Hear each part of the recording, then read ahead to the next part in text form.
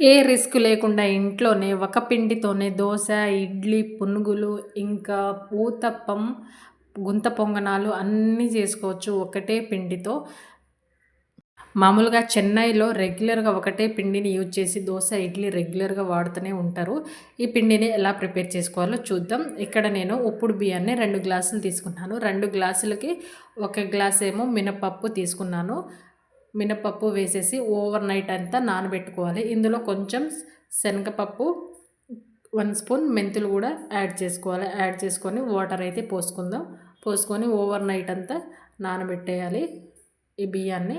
నానబెట్టిన తర్వాత శుభ్రంగా క్లీన్ చేసుకొని పిండి అయితే గ్రైండ్ చేసుకోవాలి.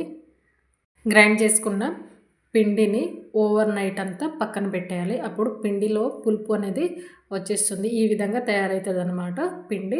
ఇప్పుడు దీంతో ఇడ్లీలు వేసుకోవచ్చు, దోశలు, ఊతప్పం, గుంత పొంగనాలు ఏదైనా వేసుకోవచ్చు. నేనైతే ఇడ్లీ ప్రిపేర్ చేసి చూపిస్తున్నాను.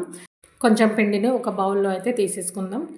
తీసుకొని దీంతోనే ఇడ్లీలు అయితే వేసేద్దాం. ఫస్ట్ చకచకా ఇడ్లీలు అయితే వేసేద్దాం. ఏ రిస్క్ లేకుండా పిల్లలకి ఇడ్లీ కావాలన్నా, దోశలు కావాలన్నా, ఊతప్పం కావాలన్నా, గుంత పొంగనాలు కావాలన్నా నిమిషాల్లో అయిపోతుంది ఒకటే పిండితోటి. ఇడ్లీలు అయితే ప్రిపేర్ చేశాను. చాలా సాఫ్ట్గా మెత్తగా వస్తాయి ఇడ్లీలు. దీంట్లో నేను సోడా కూడా యాడ్ చేయట్లేదు, అంత మెత్తగా వస్తాయి అన్నమాట. బయట దొరికే ఇడ్లీల కంటే ఇంట్లో ఈ పిండితో మెత్తగా దూదిల్లాగా ఉంటాయి. నోట్లో ఇలా పెడితే అలా కరిగిపోతాయి అన్నమాట. అంత బాగుంటాయి. టేస్ట్ కూడా చాలా బాగుంటుంది. చూసారా ఎంత ఫ్లఫీగా చాలా మెత్తగా వచ్చింది. చిన్నపిల్లలు కూడా ఈజీగా తినేస్తారు. రోజు పెట్టిన బోర్ కొట్టదనమాట. ఇదే పిండితో దోశ కూడా వేసుకోవచ్చు. కొంచెం వాటర్ పోసుకొని పల్చగా చేసుకొని దోశలు కూడా సింపుల్గా ఈజీగా చేసుకోవచ్చు అనమాట. దీంతో గుంత పొంగనాలు కూడా వేసుకోవచ్చు. చెన్నైలో రెగ్యులర్గా ఇలాగే చేస్తారు. ఏ హోటల్కి వెళ్ళినా, ఏ రెస్టారెంట్కి వెళ్ళినా ఇంట్లోనే ఇలా ప్రిపేర్ చేసుకుంటారు. ఒకటే పిండితో దోశ, ఇడ్లీ ప్రిపేర్ చేసుకుంటారు ఫ్రెండ్స్. సబ్స్క్రైబ్ చేసుకోండి.